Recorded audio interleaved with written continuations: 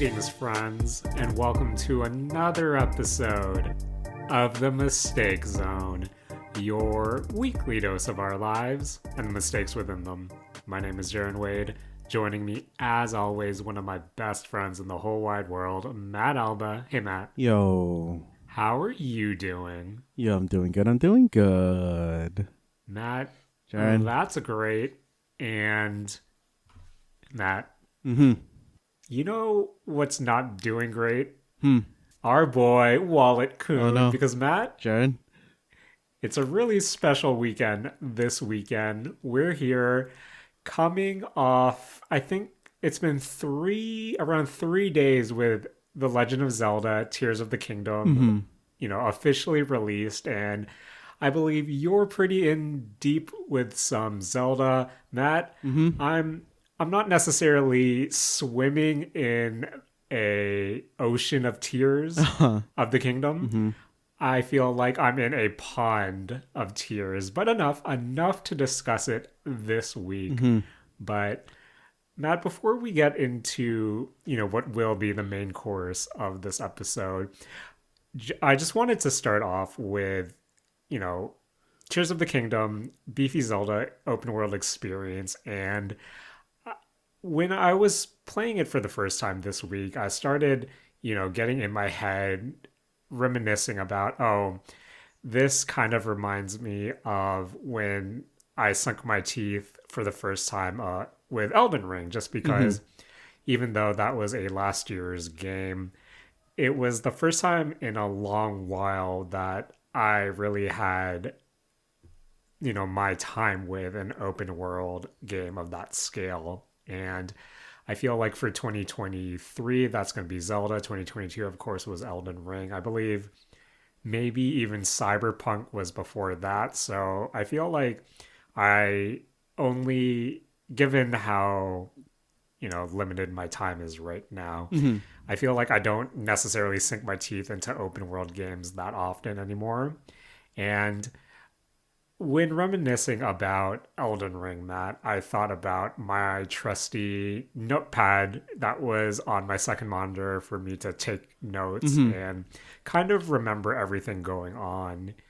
And Matt, I hate to admit it, but while I was reminiscing about taking notes for Elden Ring, I totally did that, that nostalgic cut, like thinking back of, better times.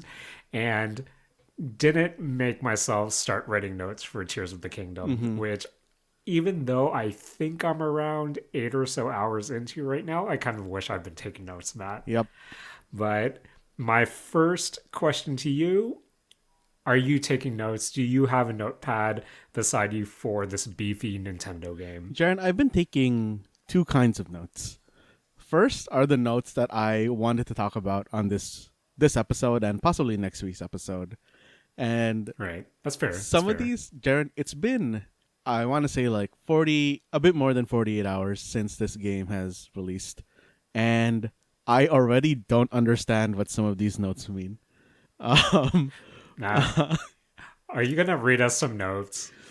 Jaron, some of these just say stuff like, talk to Hetsu, like at this place, don't know where this place is. Okay. East of Starting Town Cave, Bright Bloom, and I don't know what cave that is anymore. I actually saw that note and I tried to go back to it. Not a good note. But Jaron, like you talking about Elden Ring, actually brings me to the second kind of notes that I wanted to take for this game, which is notes that I thought would be useful for the game itself. And right. Jaron, I found that there was a turning point for me where I realized I should be taking notes, which is there is an NPC that you need to talk to raise your inventory slots. He said where he's going the first time I met him, and I never wrote that down, and now I don't know where it is, and now my inventory is super tiny and I hate it. But Matt, aren't there NPC profile? But I guess those types of NPCs don't get profiles. No, like it just talks about him. It doesn't say where they went. Right.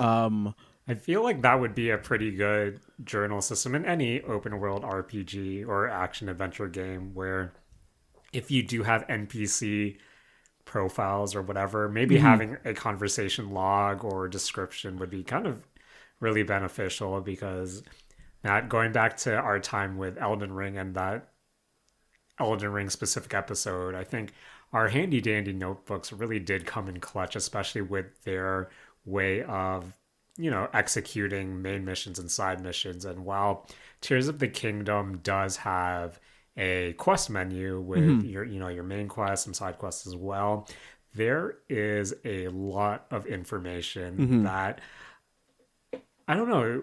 Whenever you talk to a new NPC, I feel like at least 9 times out of 10, or maybe 8 times out of 10, they'll have some sort of red text within their speech bubble Hmm. to indicate, hey, this is probably something you should keep in mind. Yeah. And, having a notebook really does add to the experience. But I guess coming off of Elden and stepping into a new open world adventure game that is pretty dialogue heavy when it comes to context clues of where you should be heading. Hmm. I That's one area of the game where I wish was a bit more streamlined. I know I sound like a baby who wants to have their hand held, but Matt, Hmm. it's so easy to get lost because this game is so Yeah. vast. But uh, anything else with your notes, either something you wanted to bring up or any just issues you have navigating the NPCs as well? Yeah. So this is one thing that I was thinking about as I was not actually taking notes, Jaren, but I instead of taking notes for guiding myself through the game, I started using the Switch screenshot feature a lot. Oh, that's actually a really good Yeah, idea. because I didn't actually want to, parse out what was important. Even though, like you said, the red text is what's important. I didn't want to potentially copy it down wrong or mess up the context of it. So I started using these Twitch screenshots for it. And Okay. I don't, I kind of like the way this works, and I don't know why I never thought of doing this for Elden Ring. I don't know if you've ever considered just doing, kind of taking the screenshot route instead of taking the like actual note taking route. That's actually a good point.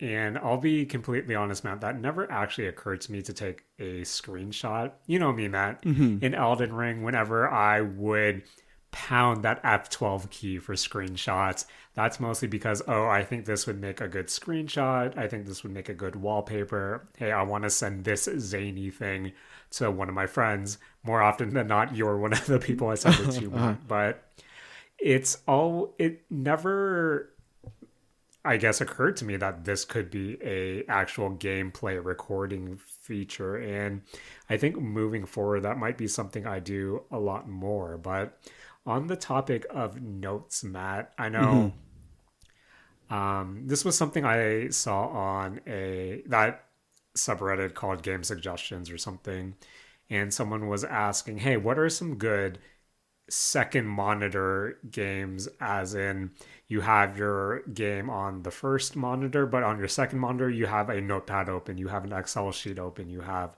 something to record everything in." And Hmm. I guess before we really sink our teeth into Tears of the Kingdom, when it comes to that secondary monitor note taking experience, Matt, is that something you prefer? Is that something you enjoy because of immersion? Or do you feel like when it's come to having a notepad on the second monitor or something, that's kind of to the point of necessity because you don't actually have the proper tools in game to keep track of what you want to keep track of? I really actually do like having the notes on my second monitor. One Mm, thing, I guess, related to that that really bothers me with games is when they don't have windowed full screen. right. Because if a game doesn't have windowed full screen, it just like really, really messes with the ability to take notes on the second window very easily. Because then you're just Hmm. kind of closing the game not closing, but minimizing the game every single time. And if you're trying to copy something, it's not great. And I don't know, like I do really enjoy that second monitor experience. I don't know if you do this as well, Jaren, but I actually on my second monitor will have my notepad and then usually whatever dumb guide I'm following for a game, like right beside it. I don't know what else No, you that's usually have open. Oh, and a yeah, clock. that's oh, for me, my second monitor is usually half of it is a note, half of it is, as you said, a guide, a wiki on something to help me with what I'm, working towards. Mm-hmm. Because I think a lot of the times, for especially now that I'm older, a lot of the open world experiences that I do have, I'm not gonna shy away from it. I don't feel ashamed about it. I'll pull up a wiki, I'll pull up a guide. That usually is the result of me going, hey, does something like this exist in the game I'm playing? How do Mm-hmm. I work towards it? And then I'll kind of follow from there. And whatever I come across on the way to there, I come across and I'll explore or not. But that's how I mostly played Elden Ring. And I think with Tears of the Kingdom, it's, I don't know, I'm coming to this with Breath of the Wild having such a strong impression on me where I kind of want to do the same thing of, hey, I'm just gonna pick a direction, I'm gonna go see what happens. Mm-hmm. Just because I think with, based on me playing Breath of the Wild before, I have a kind of perceived notion, I guess, of how I am in a open world Zelda game in comparison to, say, an Elden Ring, where it's, oh, everything's really out there to kill me. I need to find what I want to find to make this experience enjoyable. Mostly because that was my first, tried and true from software Souls experience. So Mm-hmm. with such a reputation, I wanted to make sure that I was going in well equipped because I didn't want to just be another victim to, the lands between. But with Zelda, it's, hey, whatever happens, happens. Let's go on an adventure. Mm-hmm. But that, I guess we're already into it. The Legend of Zelda Tears of the Kingdom. Um, Me personally, I'm not that far into the game. I finished the tutorial area that finally opens up Hyrule as a whole. And honestly, Matt, Mm-hmm. it's me re entering that comfort food that I consumed way back in 2017 with Breath of the Wild, where the thing I enjoy most about, I guess, this new or this sub Zelda genre of the open world experience Mm-hmm. is that I love just climbing to a high point, Mm-hmm. and I feel like with the inclusion of the sky towers now, this really streamlines the process better for me. Where I go to a high point, I go into my whatever the tablet is called here in the game, Mm-hmm.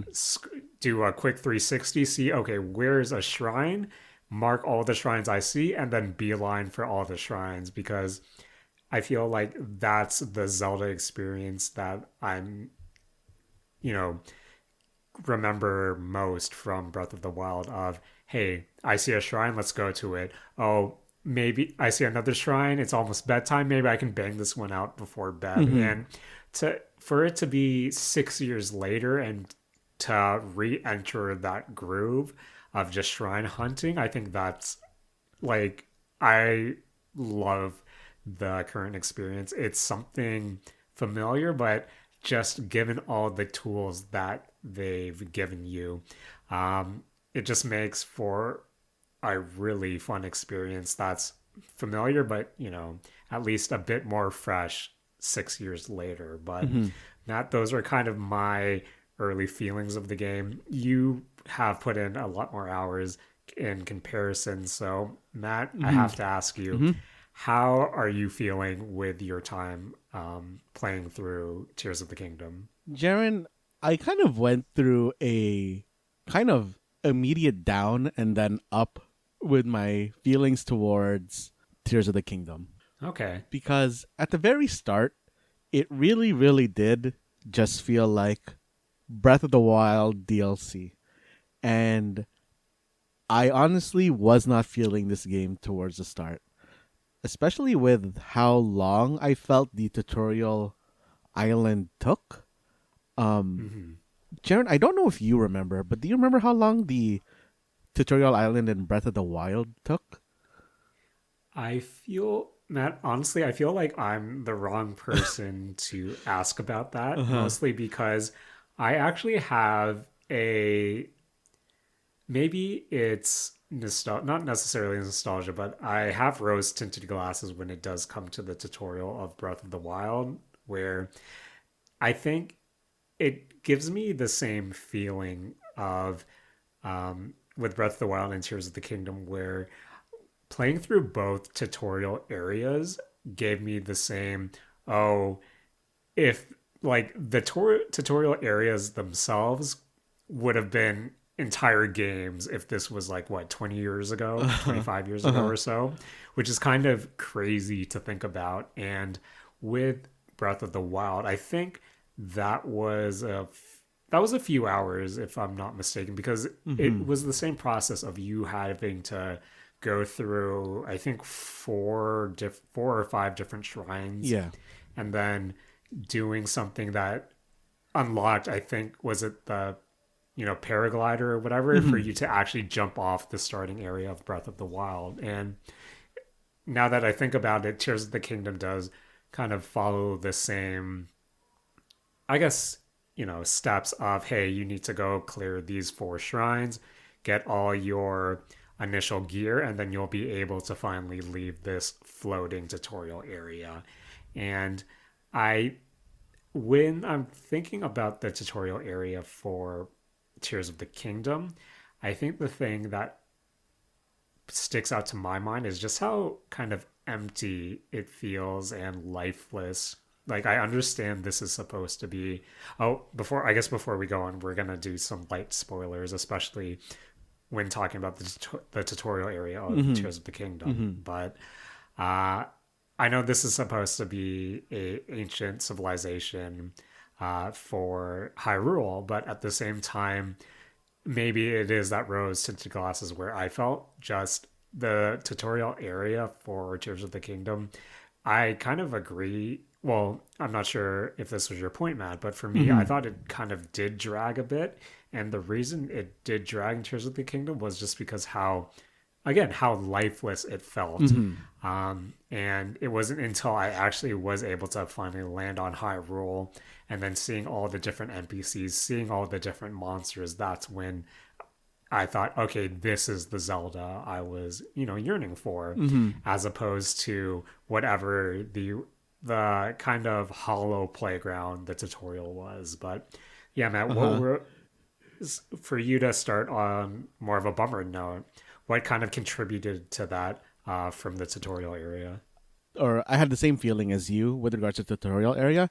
It was a very lifeless, kind of drab place. And I also, that kind of old leaf grass looking yellow color and the white and all that really Yeah, didn't jive with me. I really did not like the aesthetic of that starting island.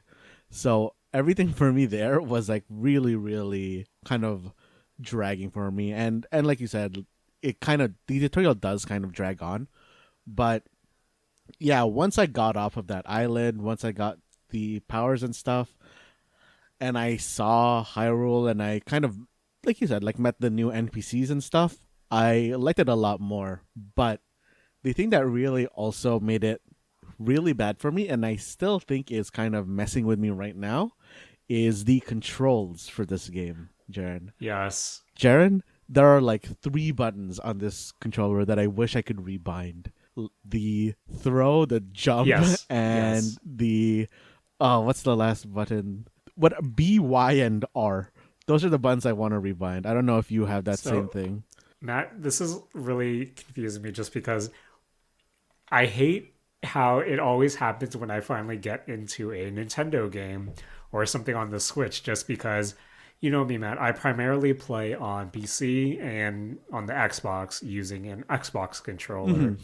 and I'm used to that button layout. So when I finally have to switch back to a Switch game, whether it be, a Bayonetta, a Zelda, or like a Splatoon, any of the big Nintendo releases, it's that trying to rewire my brain to say, oh, okay, when I have to hit X, I'm not hitting, the left face button, I'm hitting the top face button and kind of doing that rigmarole. But Oh, I I, see. I totally, but like in regards to how things control, I kind of understand where you're coming from, Matt, just because I sort of have the same issue with a lot of the buttons where I don't like how jump is um, X. bound to X. Yeah, Yeah. I was gonna say Y because of Yeah. the Xbox controller.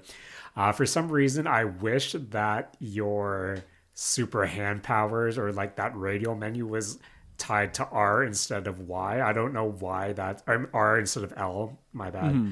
I don't know why that's currently messing with my brain too. And Matt, I'm just gonna admit it. I kind of wish that sprint was bound to the left stick as opposed to holding down I believe the B button. Hmm. And Hmm. it's maybe it's because I'm so used to playing other games where uh especially Fortnite when I'm using a controller. Yeah. And that just the whole my brain being rotten because of Fortnite and seeing how things work in Zelda is making me feel real bad. But yeah, I totally get where you're coming from, where the controls are fine for the most part, but I feel Hmm. like the it would flow a lot better for me if we could, kind of rebind you know, your key binds, I Yeah. guess. Yeah. But is there something specifically that's throwing you off with the controls? Yeah, for me, it's specifically that jump is X. Yeah. I kind of also get the that run button thing as well. I kind of wish that was on R instead, so that I could just hold that and move the control stick around. I Oh, feel like okay, that true. might be better. But when I'm in fights, a lot of the times my deaths or hits are because I hit B to dodge instead of hitting X to dodge. And Yeah. I don't know, that muscle memory for me is apparently way too strong. So I I barely ever land my like dodges precisely enough to get the flurry of blows going. Actually, while we're on the topic of dodging, I think this is something I've messaged you out of preference about your preference a while ago. Hmm. But okay, say we're holding on to an Xbox, 360 and Xbox One controller, that face button layout. Do you want your dodges bound to B or trigger? Like, what do you prefer? On an Xbox controller, I would prefer it B. I don't prefer Okay. triggers. Why do you prefer triggers? I used to prefer triggers for a dodge, but then I forget what game I started playing, and I think I'm more used to dodging being on B now. But it's kind of the same issue for me. I just think that sorry, not Y, X on a Switch controller, Y on Xbox controller. I feel like that's just such an awkward area to have your dodge or Mm-hmm. your Mm-hmm. jump button. Yeah. I don't know. I feel like it's more comfortable on maybe it's just muscle memory that I'm used to B, but the way your thumb kind of extends to hit Y or to hit X on the Switch controller, that feels weird to me. I don't know about you, Matt, Mm-hmm. but Mm-hmm. now that you kind of mentioned it, I do Yeah. wish we could rebind that in a Yeah, way. because sometimes I feel like I want a running start like Yeah. to get over a jump, and the button combination for that is so awkward. You're gonna hold the bottom button and then press the top button to jump. Is Yeah, I do the thing where I hold A with my thumb and then is it B? B? Yeah, you hold the I don't. bottom button with your thumb. You Yeah, hold bottom face yeah. button. Man, this is a this is going to be a rough podcast, man. Uh-huh. So I hold B with my thumb, and then I'll hit Y during like when I need to jump and hit that with like my index finger. So I do that weird claw thing Yeah. on my controller. It's not great, Uh-huh. man. It's not Like great. I do an even I think a similar claw where I keep my thumb on the thumbstick, but I'm using my index finger to hold down the bottom face button, and then my middle Yeah. finger to press the upper face button. Oh, I've done that before for certain Yeah. games. I've done I that. don't know, Okay, Jared. but These controls are wild. I'm so used to PC where you can just rebind rebind anything to everything. anywhere. Yeah. Yeah. I mean, Don't want to mention it again, but again, with Redfall, I did find myself playing around with the keybinds until I got it just right. Because again, man, it's that Fortnite rot in my head where I need interact to be F. I need, you know, I need E to do something specifically. So again, maybe if I'm on a controller with Zelda, it's I don't have that much playtime in it to have that muscle memory developed. But yeah, right now I do find myself kind of Hmm. fumbling with the controls just because I'm not used to it. And that is kind of also especially notable during the fights and the combat, which kind of what I want to bring up again, Matt, of this is definitely an open world Zelda game because just like with Breath of the Wild, Matt, I feel like the combat is notably difficult Oh when man. you first start off in these games. And I can't tell if that's just because we're restricted to 3 hearts when you start off the game. But Hmm. Matt, since we didn't get to talk about Breath of the Wild in its heyday, Tears of the Kingdom now, how do you feel about the combat, especially in the first few hours with the Oh game? man, Jaren, the roughness of combat is just as bad as I remember it being in Breath of the Yep. Wild. The weapon variety that you have, the weapons breaking, I had forgotten how how how annoying it is right at the start. And one thing that I'm very thankful for, Jaren, is how good this game is for with regards to autosaves. Yeah. I really like its checkpointing, which I which I really liked, which I really appreciate. And actually, Jaren, going back to screenshots real quick, I had been taking screenshots in this game of the loading screen because it shows you like your hearts, your shrines completed, and like Yep. stuff, right? And I thought, oh, this would be a cool thing to have, to show how I've progressed over time, right? And I would just press it when I had a loading screen, and I really quickly realized that I'm basically just taking screenshots of when I died because I feel like that's when Yeah. I'm running into it the most.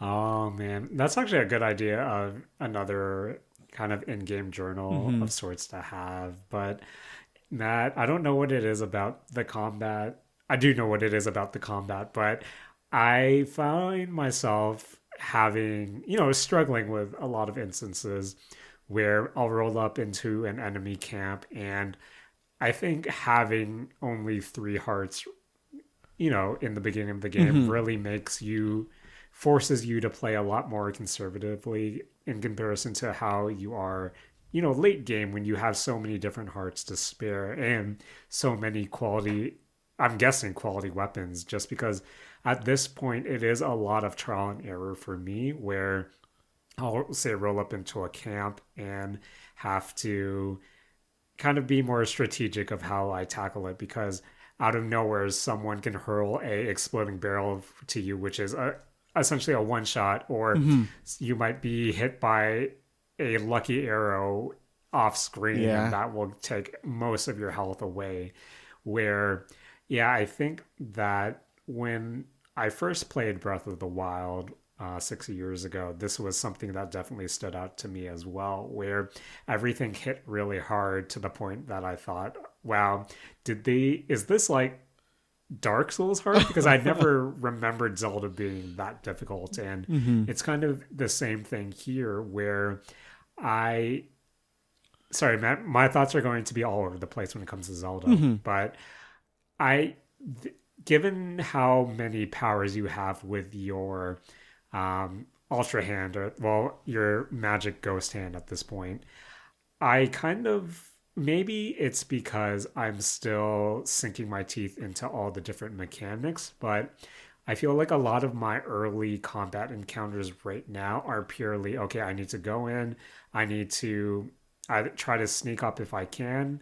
If not, it's pure meleeing, trying to parry when I can, and if there's some exploding barrels, hope that I have like a fire fruit that I can use to ignite them.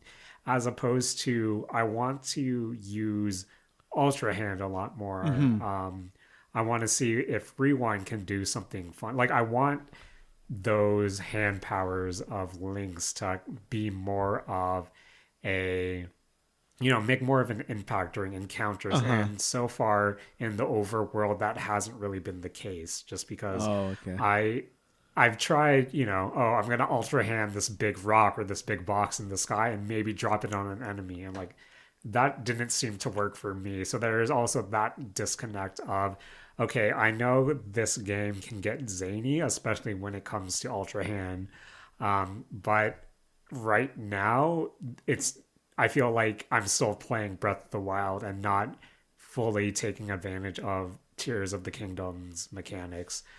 And when it comes to combat, Matt, have you been using any of the new um, abilities and mechanics for your advantages, or is it kind of try and true Zelda combat for now? I'd say it's for me about 70% tried and true Zelda combat. Mm-hmm. The abilities that I'm using the most, I guess the only abilities you can really use in battle are Ultra Hand and Rewind. And of Right. course, Rewind is very, very important for anybody that throws anything because basically that just throws it back at them, right? That I'm too small brain for this game. That never occurred to me. Yeah, if you see anything coming your way, just have Rewind ready. In fact, whenever I Okay. go into pro tip, Jared, whenever you go into a fight, just set Rewind up Right. because Okay. it is essentially a pause game button. Yeah. So even if you wanted Ultra Hand, you can hit your Rewind and then quickly switch to your Ultra Hand like very smoothly. Um, but Matt, mhm. I don't know why you mentioning that reminded me of Transistor for some reason, and then I thought I really liked Yeah, Transistor Chester was and great. its combat. Yeah. um, I guess sorry about that aside, but yeah, go on. yeah, but then Ultra Hand, I think, for me has, for the most part, been a defensive tool. Um, Okay.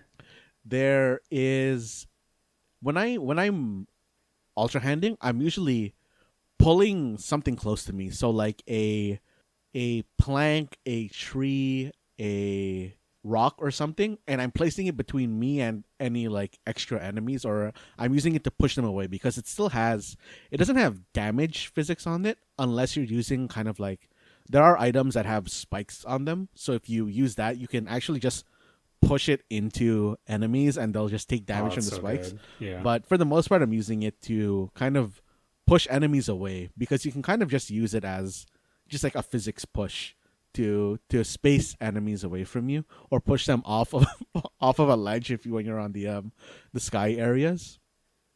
Oh, that's actually pretty cool. Uh-huh. Oh man, Matt, I need to keep that in mind right now. And this might not be relevant for early game, but at the point where I'm at now, where I have access to a lot of kind of just devices laying around.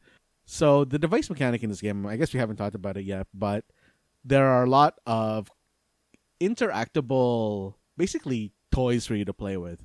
Things that are like fans that push people, or Yep. kind of these dragon heads that shoot fire, or similar things like they shoot out like lightning, they shoot out kind of bombs or whatever. And all of those activate with a basically battery system that's attached to Link. And when you turn it on, you it's being powered by your battery no matter what until your battery runs out or you decide to stop it by hitting it again, right? Yep. And those it's really important to remember that those stay on. So if you turn on a flame breathing device, it is going to be on until you run out of battery. So you can move that flame breathing device with Ultra Hand and kind of just use it basically as a flying gun, which is really, really useful when you're trying to space yourself from enemies. Oh man, Matt, you're really opening up combat for me, and I honestly can't wait to start playing again after this podcast just to see how I can change up my strategies. Because yeah, right now it is me trying to. I was talking to our friend Julian, Mhm. and I was telling him, yeah, I keep dying because I try to keep doing perfect parries, or I keep trying Oh to yeah. do perfect dodges so I can do flurries. And he's like, wow, you're playing Bayonetta. That's cool. And it's that notion of this game. is such a Yeah. sandbox in many different ways. Where the first thing I did when I got to Hyrule was I saw one of those construction areas that Hmm. just gives you a bunch of materials, and I was just making dinky cars.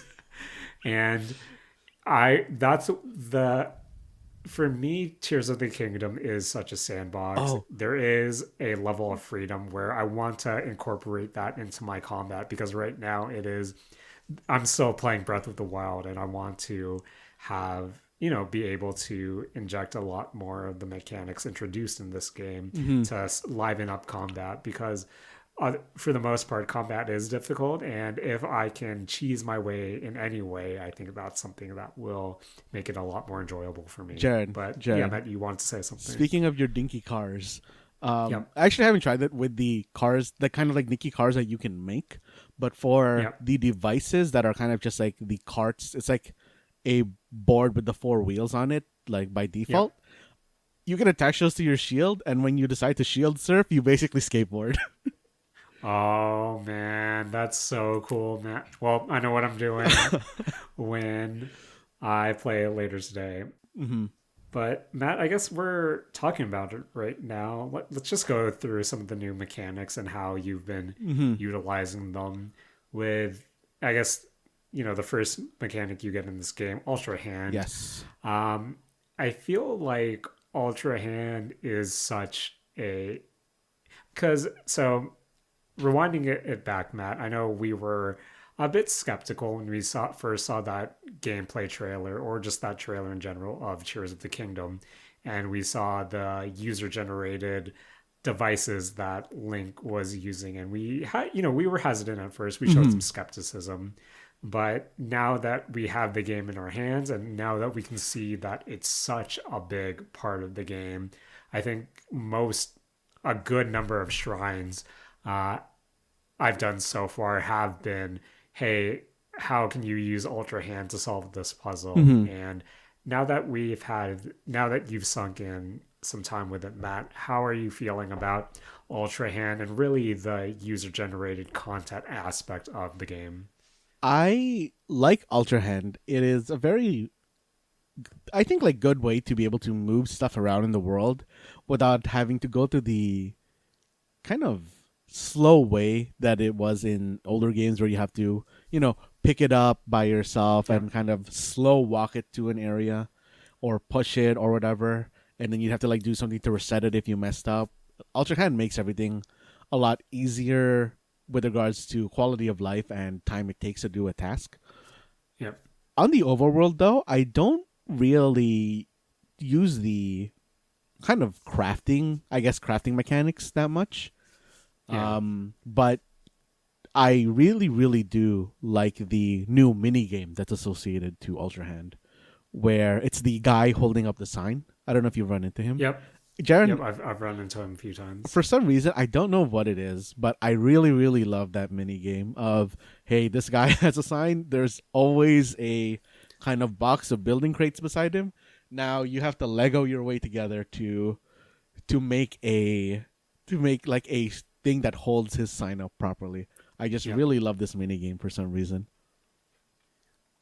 I think there were a lot of different world events that, like yourself, Matt, the only time I really use Ultra Hand is when I need to solve like a puzzle, Hmm. whether it be for the, what do they call it, the Kokoro seeds Yeah. or whatever. Kokoro, I know it's not Kokoro seeds, but the K seeds or the sign guy. I know, I'm not sure if you found what's that one race in the game, the Gorons or whatever? Hmm.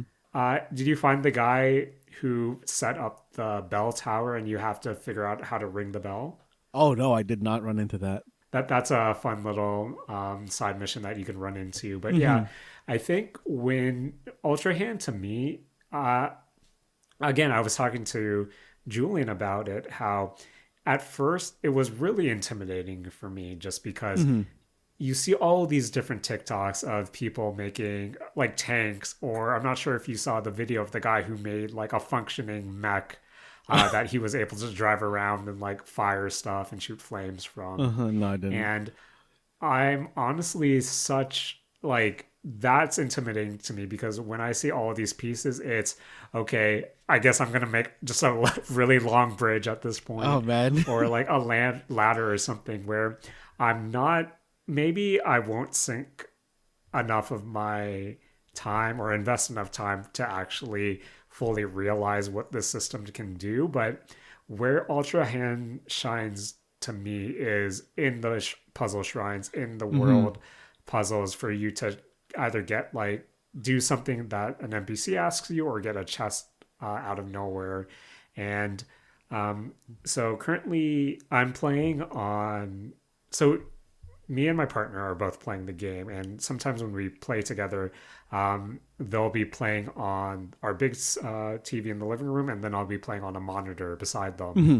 And sometimes when we will look at each other just to see what the other is doing, Yeah. and when it comes to repeat shrines, just because we both went in different directions, but the fact that having that point of reference of seeing how they solved the shrine compared to how I solved the shrine or vice versa, Hmm. like makes it really cool just to see the kind of variety and like the different ways you can tackle something Hmm. where I know for one of the shrines that we both did, they made a elaborate ladder out of some logs to get to a chest that was up in the sky. Uh-huh. And then I figured out, oh, I can just like like shimmy the log or whatever towards the chest and then attach my pole to the chest and then just bring the chest down and like Matt, this Uh-huh. game's so stupid, but like I love Ultra Hand so Oh much for god. that reason. Jared, I think I had a similar thing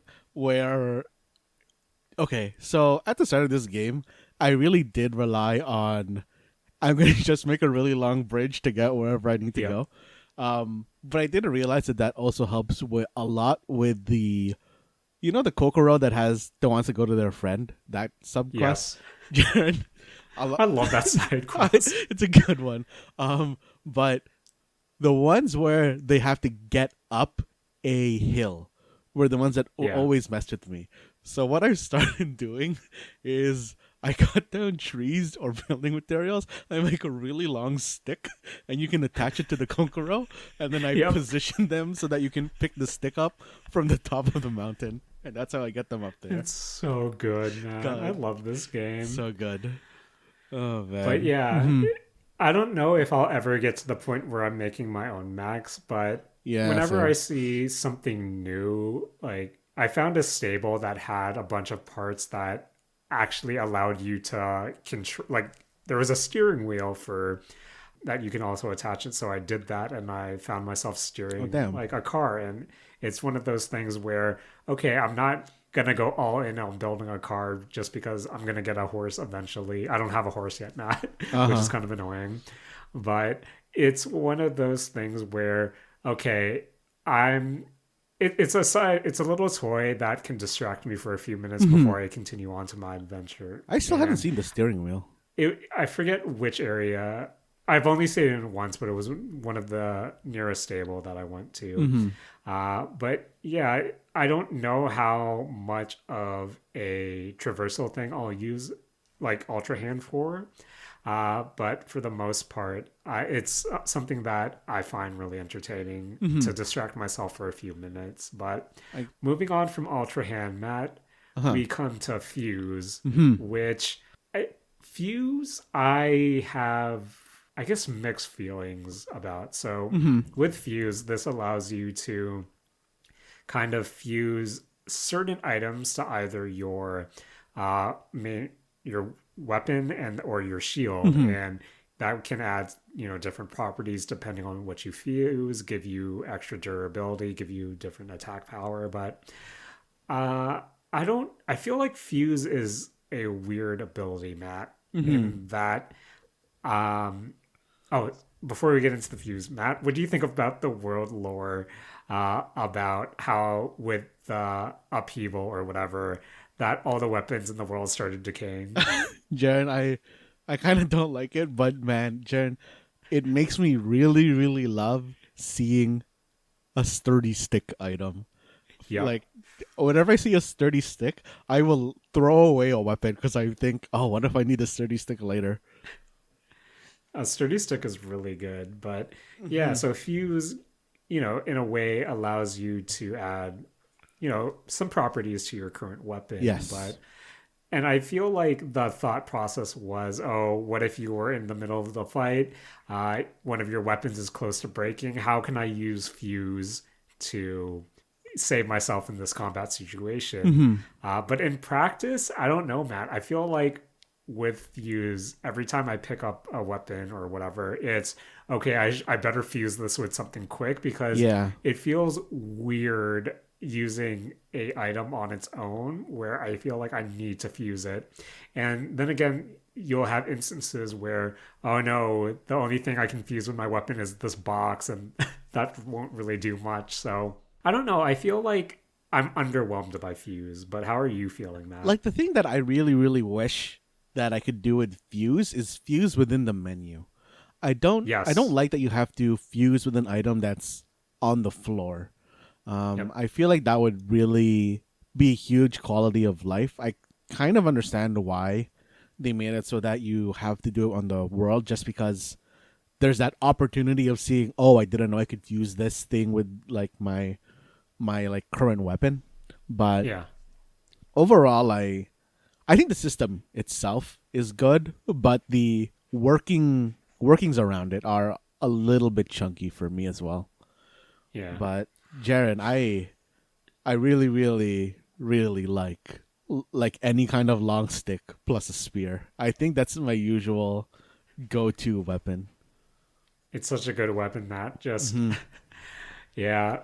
I don't know. I'm at this point again where I feel like I should be doing more with fuse. You know how you can fuse like mushrooms to your shield to do some like properties again, Hmm. but at the same time, it's usually, oh, I'm gonna put some spikes here. I'm gonna put a rock, I guess, and then go about my adventures. Where I also feel like I'm still early on in the game where all the weapons don't feel good to me. Hmm. Like I don't know. I feel like just how much damage they do in comparison to like the enemies I'm fighting right now isn't the greatest. Where I feel like I need to stock up or even like farm like horns or Hmm. that type of what kind of material to fuse to any good weapon I get, just so I feel like I'm doing some decent damage. Uh-huh. But yeah, I have also found myself in situations where I find having your abilities menu tied to, you hold down L to bring up the radial menu, or just tap L to um, use whatever ability was last equipped. And I don't know, maybe it's again trying to rewire that muscle memory, but when I'm kind of in the thick of it, Matt, Hmm. I find myself holding L, like just maybe because I'm panicking, and that kind of is a weird thing to me that oddly slows down combat in a way that I don't Hmm. like.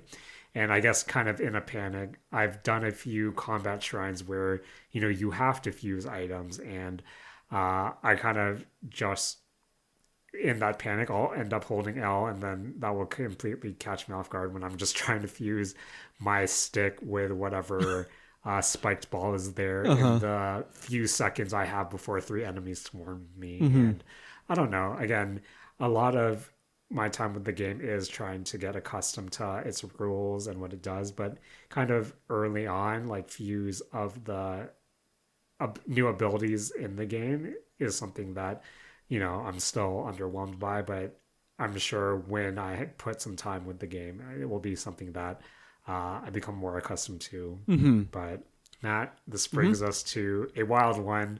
What are you thinking about Ascend? I really like Ascend. Yep. I wish I used it more towards the start of the game. I think that would have really helped me a lot. But Mm-hmm. Ascend is really, really fun. Being able to just, basically reset. I kind of like the system they have going now of caves are also kind of their own mini shrines as well. Yeah. And just having Ascend as your quick travel out button is very good. I know I definitely wasn't in the mindset at the start where I would just walk or like kind of backtrack through the cave to get out. But Yeah, I don't know. Ascend is really good. I okay. I thought it would be a lot more useful for climbing stuff, same. but I also noticed that compared to Breath of the Wild, I feel like a lot of these hills or cliffs have a lot more like kind of short or like what do you call it, ledges that you can stand on a lot more often. Yeah, I don't know if you've noticed that as well. I've seen it. Yeah, mostly just because uh so for I guess for me, Matt, when it comes to your upgrades, when Hmm. you know every four shrines you get Yes. four blessings of light, and then you can exchange those for an upgrade. And I was gonna ask you, Matt, Hmm. what's your kind of order of upgrades? And for me personally, it's for every two hearts, I'll get one stamina, I and see. I'm at that point where I haven't done I need like two more shrines before I can get my first stamina upgrade. Hmm. And I feel like with me so far, I have noticed that there are, a lot more rest areas when you're kind of scaling. Plus the fact that you have so much opportunity to kind of fly from a higher location if you wanted to, Hmm. where granted I've only played for 8 hours or so, but I haven't had a lot of those moments where uh, it's that mindset of, oh, will I be able to scale this mountain, or do I have enough stamina, or hey, I'm about to run out, I'm gonna do a Hail Mary, last minute dash towards the top and see if I make it. Like, Hmm. I haven't had any of those moments so far, and I think I'm more comfortable not investing in stamina just because there's so Yeah. many ways around it. Hmm. But yeah, Matt, that's kind of how I'm kind of tackling it. But yeah, how do you go about the upgrades as well? I kind of beelined my upgrades all into health. Yeah. I wanted to get out of the one hit death range, Yes, definitely. which for me I found is 7 hearts. At 7 hearts, Okay. you'll have usually from a tier 2 enemy a like half heart to quarter heart left on the basic armor, Okay. which was very, very helpful for me. After that, I've put all my upgrades into stamina, and I'm trying to get like one full additional ring right now. Oh, that's a good point. Hmm. Oh man. But yeah, I think with Ascend, another story I wanted to bring up was again playing with my partner at the same time, going back to the tutorial area and the fourth shrine. I know you start doing that after you get the next ability. We'll talk about rewind, but Hmm. uh, to get to the fourth shrine, there's a gear puzzle, which again, Matt, I loved the fourth shrine just from a kind of storytelling perspective of, oh, I woke up in this area. This is where you start the game off. You see these gears thing. Oh, that's kind of cool. And the fact that you're brought back to that starting area and then Hmm. have to use rewind on the gears to get to a new location you didn't even realize was there Uh was huh. like, I thought was pretty cool. But then my partner, she was playing around with Ascend. So she just ascended, found a spot in the ceiling, and then like teleported right beside the shrine. And again, it's one of those instances of, man, you can tackle this game in so many Hmm. directions and through a variety of different ways where it's the Elden Ring thing of, hey, let's pick a direction and go through it. And I know if I talk to a friend about the game, it's I'll probably learn something new about the game and vice versa. And that's the type of open world game that I really love, but Hmm. have to consume during the zeitgeist to kind of get the most out of it, I find. But I think that Ascend is less of an overworld ability and it's far more of a dungeon ability. Um, yes. I've done the one dungeon in the Rito village, and the amount that you need to use Ascend to reach it and navigate the dungeon itself is so, so crucial. Hmm. Kind of maybe light strategy spoilers for the dungeons, they give you the map off the rip, and you need to use that map to know how Ascend is going to get you through this dungeon. Like Okay. Yeah. it's really really I think an important tool there, and I think it's makes it very very fun to actually like traverse the dungeon itself. Okay. I Matt, I know you're kind of, even though it's an open world game, I feel like once you kind of establish yourself in landing, I think a lot of people tell you, hey, you can do whatever you want, but hey, maybe you need to head towards Rito, just because I feel like three different NPCs tell you, hey, something's going on in that region. Maybe that's worth Mm-hmm. checking out. Mm-hmm. So I'll get there eventually, but I know Joshua or whatever her name is wanted me to explore the depths, so I'm gonna go explore the depths Oh after God, I'm kind of bored of Jared, exploring I hate the shrines. depths. But okay, before we get to why you hate the depths, Matt, Hmm. rewind. Sorry, one more thing Yeah. about his son. One, I'm a pervert, and every time Link does rewind, all of that all that pops into my head is step sibling, I'm stuck, and I laugh to myself because I'm a Nintendo old. And Hmm. anyway, Hmm. Matt, I like rewind just because I feel like I'm cheating every time I use it to get to a higher area that Ascend won't let me Hmm. traverse. And I feel like a lot of shrine puzzles, even though it could be the way you're supposed to solve it, for some reason, I do the tried and true. Hey, I'm gonna put a block on the top of this platform. I'm gonna let it fall, and then I'm gonna use rewind on Hmm. it when I'm standing on the platform, so I can like get to the other side. And every time I'm able to execute that, Matt, I think I'm the smartest person in the Uh-huh. world, and it makes me feel really good about myself. But yeah, Matt, how has your time with rewind been? Yeah, I kind of have the same experience with Rewind. I think Rewind and Ultrahand is arguably the best traversal tool. Mm-hmm. Like I said earlier, with Ultrahand, I was kind of just, hey, I'm gonna build a bridge, and like with 12 logs and like put them together and just kind of walk across. And once I realized that you could just take one log, Ultrahand it over the gap, and then bring it back to you, Yeah. and then standing on it and then rewinding it and it just moves the platform. That was like a crazy eureka moment for me. Yeah. And I don't know, that trivialized a lot, I think, a lot of the puzzles, especially the bird, or not the bird, the glider. I had a really hard time figuring out how to just use it in the overworld, and when I realized you could just lift it into the air, put it back down, and then rewind it while you're on top of it, and then stop the rewind, bring you at the top so we can glide properly, it was wild to me. Oh man, these are next level strats that I really need to think about just because when you're first given the ability to use that bird glider thing, Hmm. uh, number one, Matt, the first time I saw them, there was four in a row, so I thought it was a puzzle, and I ultra hand all four of them into a circle, and nothing happened. So I thought, okay, maybe that's not a puzzle. Uh-huh. But Matt, I feel like the quintessential moment of Breath of, or of Tears of the Kingdom is the first time you get a glider, not knowing how to use it, flying through the air, and then accidentally falling to your death. Should be something that happens to, I don't know, maybe a good 90% of the player base, and I am part of that 90%. Um, I don't know. Again, I'm really glad for all the checkpointing just because, Matt, Hmm.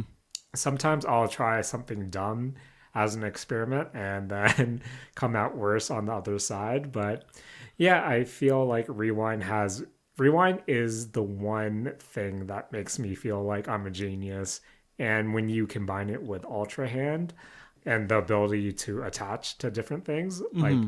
makes me feel real good. Like, did you get to any of the shrines that is kind of like a pinball mini game or anything like that, Yes, Matt? I got to one of them where you're kind of just like knocking the ball around with, Yeah. yeah. And honestly, at first I was so confused, but once it like clicks, you feel like such a smart dude, Matt. And I don't know, this brings me back to that one shrine in Breath of the Wild where, oh, this is really annoying and tedious. It was, I think, the maze, like those Yes, maze ones yes. where, Uh-huh. oh, maybe if you flip like your controller and then you can just like navigate the ball on the flat Hmm. surface, and then when you do that a second time, there was like a spike, which I thought was like really Uh-huh. funny. But yeah, it's kind of moments. It's like that moment times 10 every time I step into a new shrine with these different abilities. And I guess now that we discussed some of the new abilities, does it feel like a traditional Zelda to you, or does it feel like a different game at times? Just because I don't know about you, Matt, but with me fiddling around with Ultrahand, I feel like this is even more of a puzzle Uh-huh. game than what we typically saw in Breath of the Wild and in Zelda in general. And given the new tools, given this big sandbox, how do you like, do you think this is something that needs to be a staple in these type of Zelda games moving forward, or do you think like these are mechanics that Nintendo can explore in maybe like a spin-off in some way? I don't know if they go into a spin-off unless they're specifically using these exact abilities, because I feel like they all fit Mm-hmm. together so well, like even better than the way the Breath of the Wild abilities like fit together. Because to be honest, I feel like of the Breath of the Yeah. Wild abilities, I only really remember like bombs and the kind of stopped physics one. I can't Yeah. remember what the other two were. I don't know, Me but neither. oh, one of them's the ice blocks, but I definitely can't remember that last one. But I don't know. It feels really good. I like these tools better than Breath of the Wilds, but then again, that could just be the newness factor of it. But Mm-hmm. um, I guess in addition to these abilities, I feel like Jaren, can we go back to the what do you call it, the devices real quick? Because Jaren, Yep, for sure. there's I generally enjoy using the devices, but it is rubbing up really hard against two things that are really messing with it for me. And I know for sure Mm-hmm. one of these is something that you suffer from, and I want to know how you also feel about the second one, which is Okay. one, Jaren, is the gachapon mechanic of getting the devices. That Matt, uh, oh my god. When I saw that stupid gotcha machine for the first time in the tutorial, I honestly, I'm of a mixed feeling when it comes to the gotcha machines, especially when it does come to devices, because the currency you use to get it, it's I'm hoping it's like unlimited, is yeah, it? it's basically Or unlimited. okay, You always get it from killing the constructs, and the constructs respawn every red moon. right. Hmm. And I don't know, it was kind of wild to me that for a big, portion, what will essentially be a big portion of the game that will open up a lot of different things with the devices, Hmm. especially when it comes to Ultra Hand, especially when it comes to building different stuff. For it to be locked away, quote unquote, locked away in a gotcha, Hmm. and for that to be random, I thought was really weird Yeah. because like the first time I rolled that gotcha machine, I Uh got a huh. bunch of like the Instapots or whatever. Yeah. And Matt, Hmm. I haven't used those Instapots Yeah. at all. Where I kind of wish there was some sort of, maybe there is, I don't know if there is, but some sort of exchange mechanic, because Matt, I would honestly exchange all those pots for more like of the fire thing or Yeah. like the fans, just because again, I was talking to Julian, Saturday morning friend of ours, and he was saying that a lot of people told him that you can't be conservative, you can't be picky with your resources because that essentially opens up the game for you and you can get more eventually. Hmm. But if you think you need a fan, just use it. Like, you'll get more in the future, and who knows what will happen from there. Yeah. And I think it's the notion of resource holding or hoarding that is also getting to Yes. me That was right gonna be the now, second thing I talked about. I wanted to get to. where I don't know, Matt. I feel like I should hold on to these fans. I should hold on to these like fireheads or whatever they're called. Because what if I really need them, Matt, Uh-huh. in the future? And that's really stopping me from kind of exploring or making like a bullshit flying machine. Uh-huh. Uh, just because I know it's quote unquote finite for now. And if I want to get more, I need to kill more constructs. I need to roll more gotcha.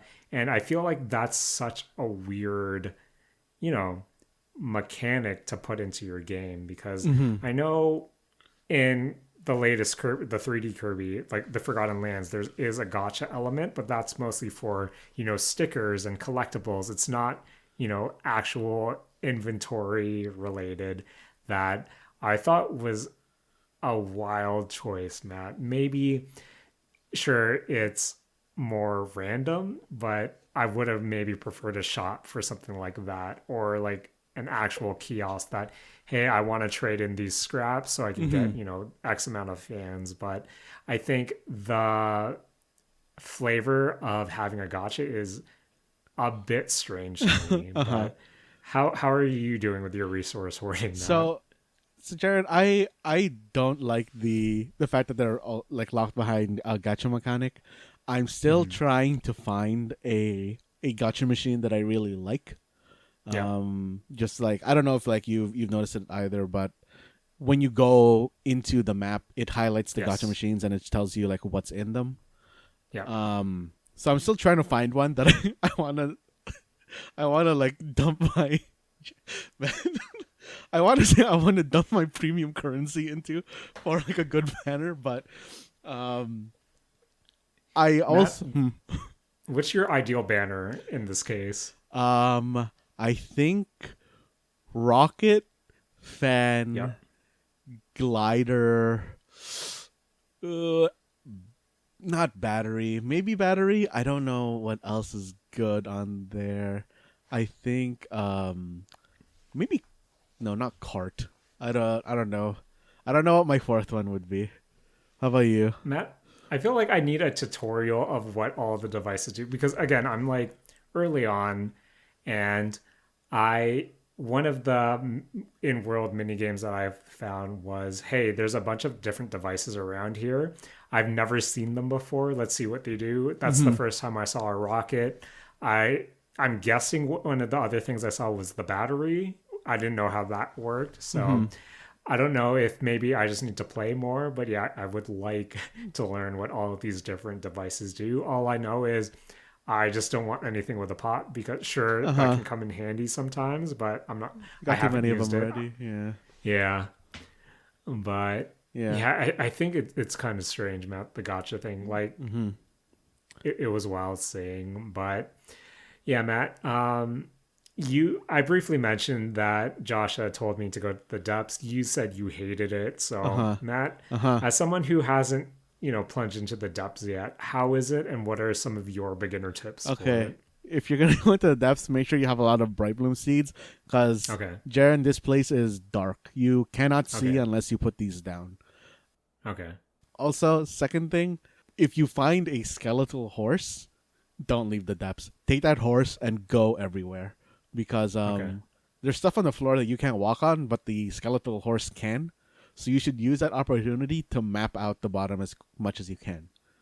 Okay. Um, the underworld map lines up basically 1-to-1 with the normal map.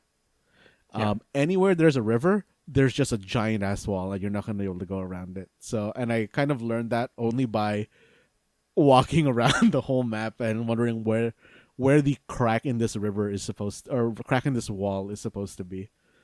Okay. Um, So mhm. if it's a river, that's essentially the boundary of the Yeah, area. yeah. Um, Okay. and Can you take that skeletal horse outside of the depths or? not in a way I found it. Also, I lost mine into a hole. Like I fell into a hole and I couldn't Oh get him out. no. And Jaren, I don't know, I got emotional. Like Be- this horse basically helped me map about 70% of the depths, and to abandon him like that just felt incorrect. because one of my current side missions is some stableman says, "Hey, apparently there's skeleton horses. I'd like to see one." So Mm-hmm. I'm not sure how that works for my quest. He told me to go to some area that I totally forgot, and I wonder if I'll ever. It's on my quest log, Uh-huh. so I'll Uh-huh. take a look. But Yeah. I don't think a skeleton horse would survive in the daylight. But who knows? Uh-huh. Do you know, Matt? I don't know. I Okay, actually had that quest as well, and I also don't know which field he said to go check.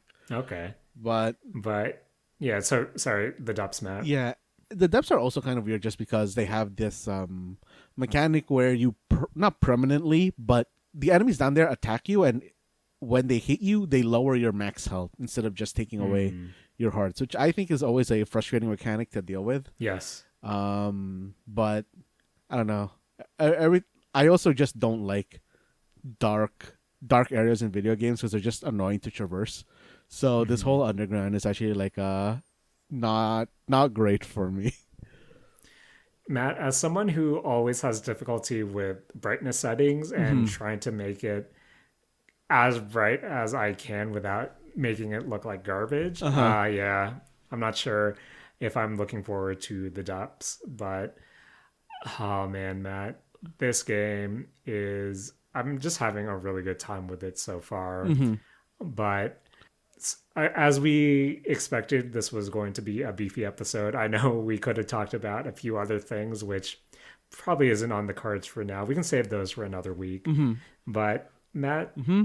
this will definitely not be the last time we'll talk about Tears of the Kingdom. Yep, We'll revisit it again next week, for sure. possibly with a review of a new film. If, Uh huh. if hopefully things work out. But in the meantime, Matt, before we head out, any other things you want to mention about your initial time with Tears of the Kingdom? Um, Tears of the Kingdom, good game. Um, Yes.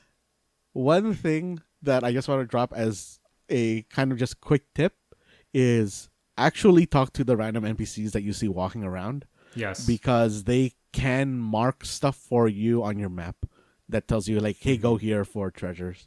Specifically for me, it was very helpful for the. Have you seen the Misako quest line?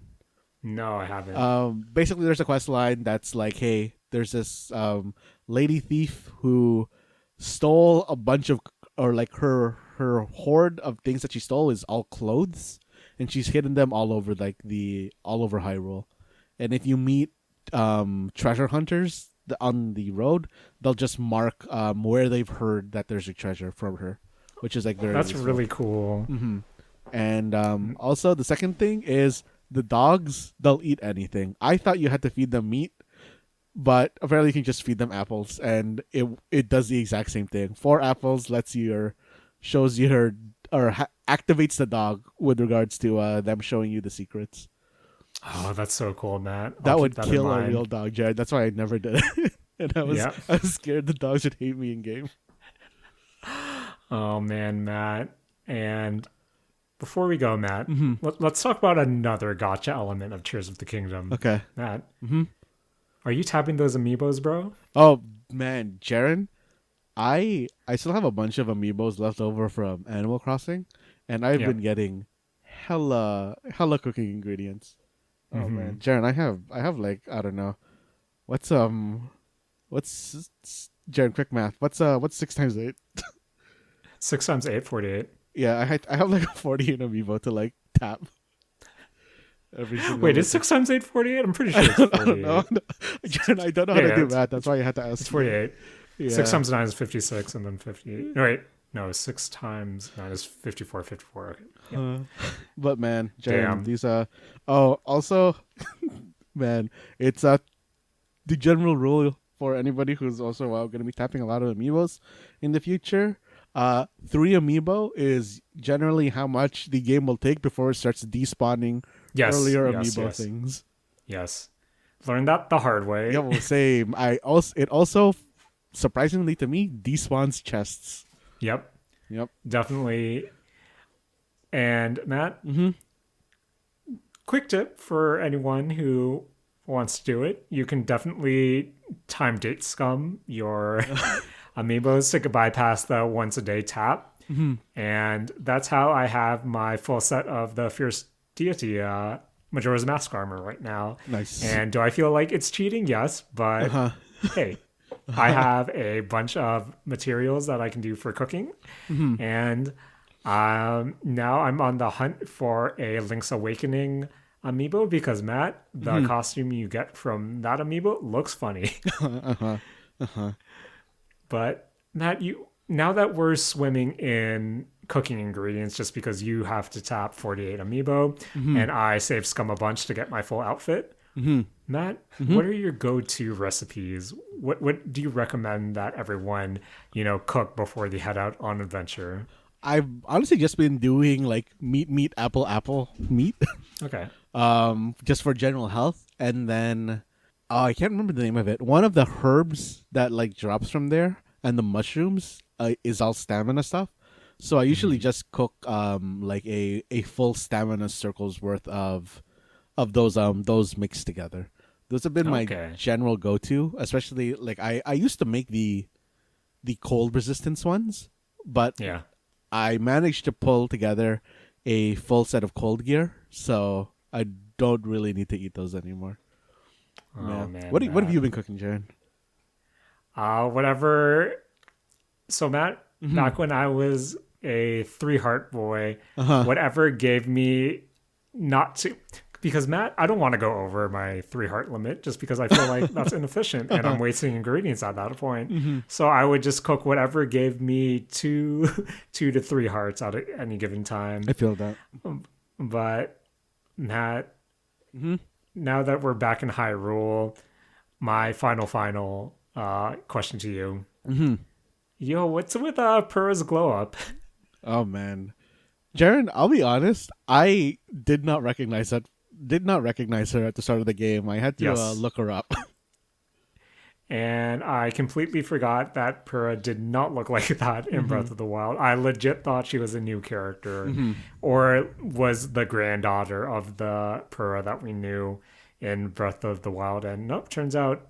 And I love how if you read her bio in the NPC like menu, it tells you that she scienced her way to look younger. And I thought, and notably taller as well. Uh-huh. Classic Nintendo right now. But Matt, honestly, I in my show notes for this week, it is me saying I'm gonna say Zelda is good for 40 minutes, and Matt, safe to say, Zelda is pretty good. Pretty good. I've yet to really sink my teeth into it, but I gotta hunt those shrines. And Matt, any closing comments on week 1 with Zelda?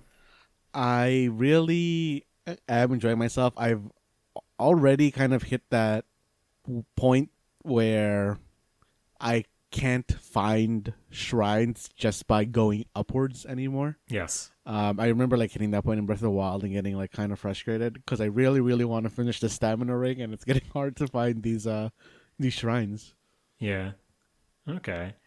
And with that, that has been another beefy episode, Matt. So I thank you again, as always, for joining me this week. Uh-huh. I want to thank all our friends out there for joining us, listening to us gab about, just basic thoughts of our first weekend with Tears of the Kingdom. I want to thank Purra. I want to thank, I don't want to thank Decaying Weapons. I do also want to thank Amiibos and Time Scumming. And Matt, I know you said in your show notes that you feel starved with rupees, but I don't know, Matt, with 48 Amiibos to tap and save scumming, I bet you can sell a lot of cooking ingredients. Jared, I could, but like we said earlier, we are hoardy boys, and we don't. What if we need it later, Jared? What if we do need it later? But Jared, Matt, we'll definitely need it later when we talk more about Tears of the Kingdom. Jared, I just want What? one more quick tip Yes. related to that. Jared, I thought, hey, these gems, I can just sell them. They must be there for money. And then when I realized that that's how you use magic, I was like, damn, I can't sell these gems. Yeah. Yeah. I haven't unlocked the ability to use magic yet, Oh no no! but As long as you have the gems, when you attach them to like an item, they spit out like an elemental magic. oh my gosh. Yeah. Okay. I'll keep that in mind now, Matt. I'll keep that in mind. Uh-huh. And with that, who knows how next week will go when we continue to sink our teeth in The Legend of Zelda Tears of the Kingdom. But that has been the Mistake Zone for this week. Thank you again for joining us. And Matt, take it away. This has been the Mistake Zone, and we're all out of other games to talk about for the next 2 weeks because it's all Zelda. Don't worry, Matt. There's some movies there. Hey, Matt. Vroom, vroom.